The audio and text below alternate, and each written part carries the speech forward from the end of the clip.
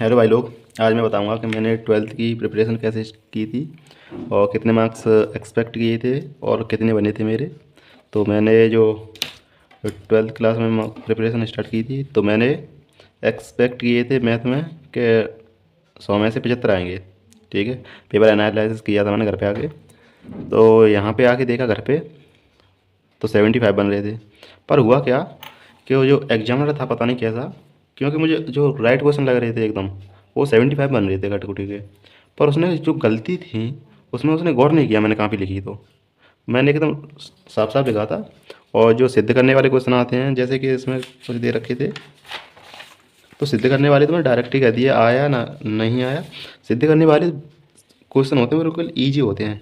तुम पे थोड़ा बहुत अगर आ रहा है तो करते रहो, बाद में यहाँ पे लिख दो ये सिद्धम यहाँ जाके हैंस ग्रुप एच पी आगे करते जाओ जहाँ तक आ जाए। हाफ पेज या फुल पेज भर जाए, उसके बाद ये लिख के और कोष्टक में और ब्लॉक कर दो उसे ऐसे।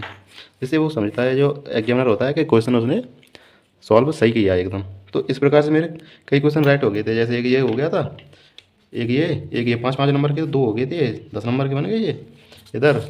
और ऐसे ही जो सिद्ध वाले क्वेश्चन थे वो तो मैंने कर दिए। सिद्ध वाले तो मैं कुछ करना ही नहीं है, ये यहाँ पे दे रखा है ये करते जाओ।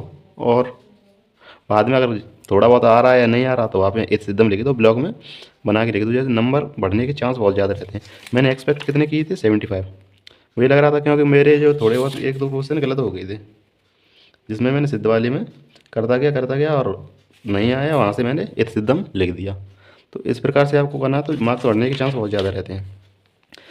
इसमें कितने बने थे मेरे 89 मैथ्स में। और यहीं पे अगर देखी जाए मैंने जो भौतिक विज्ञान है उसमें एक्सपेक्ट किए थे 83, मेरे बने थे 84। मैंने मतलब एनालाइज कर लिया था घर पे आके पेपर, तो इसमें 84 बन गए थे मेरे। इसी प्रकार से और देखिए थे मैंने इंग्लिश में किए थे मैंने 80, पर बने कितने 66। ये कभी कभी एग्जामिनर के मूड पे भी डिपेंड करता है कैसा एग्जामिनर आ गया, किस प्रकार से क्वेश्चन दे रखा है, मतलब चेक किस प्रकार से कर रहा है। और एक बंदा था मेरी क्लास में, वो ओनली पेपर सर गया था, वो बोल रहा था मुझसे। और ज़्यादा कुछ उसने किया भी नहीं था, मतलब अच्छी राइटिंग में लिखा था उसने। उसके 84 मार्क्स थे ओनली इंग्लिश में आउट ऑफ 100। और देख रहे हो मैंने इतना सही पेपर किया था तो मेरे 80 सॉरी 66 बने थे, सॉरी। और उसके 84 बने थे क्योंकि उसकी राइटिंग बढ़िया थी। राइटिंग की वजह से भी आपको मार्क्स बढ़ाने में इम्प्रूव बहुत अच्छा हो जाता है। आपको साफ साफ लिखना है वहाँ पे ओनली, साफ साफ क्लियरिटी। अगर कोई गलत हो जाए तो उसे काटना नहीं है। ऐसे कोई हो गया गलत तो यूँ काट रहे हो तुम, इस प्रकार से अगर काटोगे तो उसे गंदा लगता है, जिससे मार्क्स तुम्हारे बढ़ेंगे नहीं और कट जाएंगे। एग्जामिनर समझ जाता है कि आप क्या कर रहे हो उसमें। और इसमें किए थे मैंने जो रसायन विज्ञान है उसमें मैंने 85 से 90 के बीच में एक्सपेक्ट किए थे, तो उसमें मेरे मार्क्स आए थे 97। इसमें मैंने ओनली वन कॉपी भरी थी, ओनली वन कॉपी।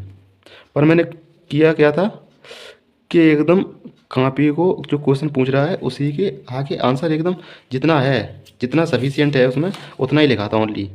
छोट मतलब ज़्यादा बड़ा भी नहीं लिखा था और ज़्यादा छोटा नहीं लिखा था, एकदम मीडियम में। और एक ओनली वन। और मैंने हिंदी में एक्सपेक्ट किए थे 85, पर मेरे बने कितने, मेरे बने थे हिंदी में 80 नंबर। क्यों ऐसा क्यों हुआ था? क्योंकि जो मैंने जो ये आते हैं खंड का के क्वेश्चन जिसमें आपको 4 ऑप्शनल मिलते हैं, मैंने कभी ये रटे नहीं थे। हिंदी मैंने ज़्यादा से ज़्यादा से 10 से 15 दिन पढ़ी हुई होगी, क्योंकि मैंने जो व्याख्या वगैरह होती है हिंदी की वो मैंने ये देख लिया था किस चैप्टर से किस प्रकार के क्वेश्चन बनने हैं। क्योंकि जैसे अगर कोई चैप्टर देखो तुम जो गद्य में होता है तो गद्य में समझ में आ जाती है कि व्याख्या कहाँ से कैसे आ रही है। जैसे विज्ञान की प्रगति के कारण नई चीज़ों का निरंतर आविष्कार होता रहता है। तो पहले थोड़ा चैप्टर देख लो कि ये चैप्टर किससे संबंधित है, किसने लिखा है और किस चैप्टर से लिया गया ओनली, आपको ये देखना है उसमें। और ये आविष्कार वगैरह विज्ञान की प्रकृति के बारे में जिस चैप्टर में बता रहा है इतना याद रखो, क्योंकि ये व्याख्या होती है ये तो डायरेक्ट ही बन जाती हैं। ये अपने शब्दों में थोड़ा बहुत बना के लिख दो आप। अगर आपका संदर्भ और प्रसंग वगैरह होता है वो सही है तो व्याख्या तो वो एग्जामिनर डायरेक्ट सही कर देता है, वो देखता भी नहीं है। अपने शब्दों में लिखना होता है कुछ, संदर्भ तुम्हारा सही होना चाहिए और किसने लिखा है बस वो। ठीक है। तो इसी प्रकार से आपको एग्जाम देने हैं और साफ साफ लिखो, ओनली राइटिंग अच्छी लिखो तो मार्क्स बढ़ने के चांस ज़्यादा रहते हैं।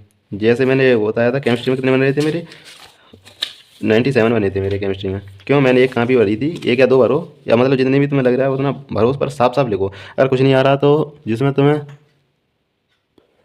कुछ आ नहीं रहा है तो जो याद है वो लिख दो, वो एग्जामिनर 1-2 नंबर दे देगा, ना लिखने से बढ़िया तो यही है। ठीक है, तो मेरे मार्क्स कितने बने थे, एक्सपेक्ट कितने किए थे मैंने, ये 83 इसमें, और 85 इसमें, और रसायन विज्ञान में 80, इंग्लिश और मैथ में मैंने 75 किए थे, मतलब एक्सपेक्ट घर पे आके चेक करके। और बने कितने थे वो बताऊंगा मैं। तो एक दिन हुए 3 और 5 8, 8 5 13, 3 हासिल 1, 8 9 16, 8 9 16 24, 24 और 7 31 32, कितने बने थे, 323 के समथिंग लग रहे थे। और मेरे नंबर कितने आए थे, 416। क्योंकि मुझे इसमें लग रहा था, कितने इसमें बढ़ गए, 75 लग रहे थे मुझे इसमें मैथ में, बने कितने थे उसमें 89, 85, 14 नंबर बढ़ गए थे इसमें डायरेक्ट। क्यों, क्योंकि मैंने जो सिद्ध करने वाले क्वेश्चन थे वो सही तरीके से लिखे थे। तो कितने बन लग रहा कितना था मुझे कि बनेंगे 500, 323, पर बने कितने थे 416। तो इस प्रकार से आपको करना है, एकदम राइट राइट लिखो एकदम, मतलब साफ साफ। और एग्जाम में ज़्यादा ध्यान नहीं देता, इस पर काफ़ी चेक करते हैं, उन्हें पैसा के हिसाब से मिलती है। तो इसी प्रकार से पेपर दो, best of luck for your paper. धन्यवाद, इस वीडियो में इतना ही।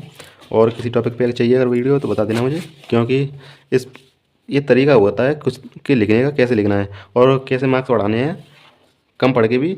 अगर उस पर वीडियो चाहिए तो बता देना, मैं बताऊँगा उसको मैंने अपने एग्जाम टाइम में कैसे अप्लाई किया था, वो तो एकदम बेस्ट आएगी, क्योंकि मैंने उस टाइम पे कम टाइम में ज़्यादा तैयारी कर ली थी। अगर उससे रिलेटेड चाहिए तो बता देना, मैं वीडियो बना दूँगा। थैंक यू, इस वीडियो में इतना ही।